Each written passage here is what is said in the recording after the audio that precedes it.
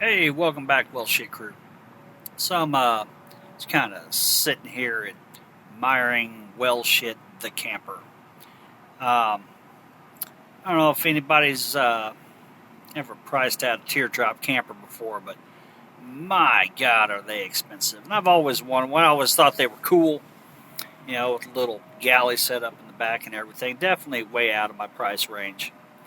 Um, so I picked up a home built last September.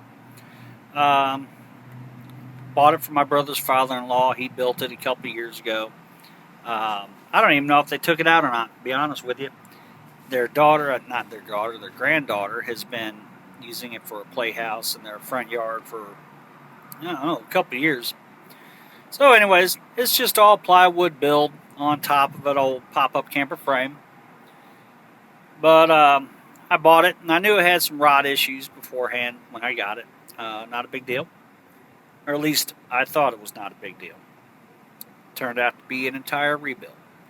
But anyways, it goes back to, trying to do everything on a budget, keep things affordable for the everyday guy.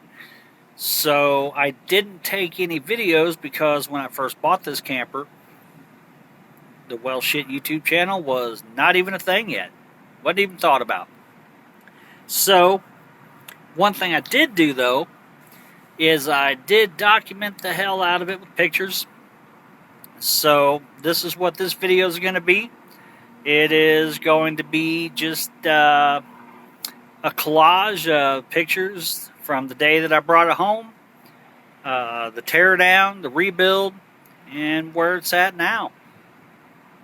All in all, I think I'm into this entire project maybe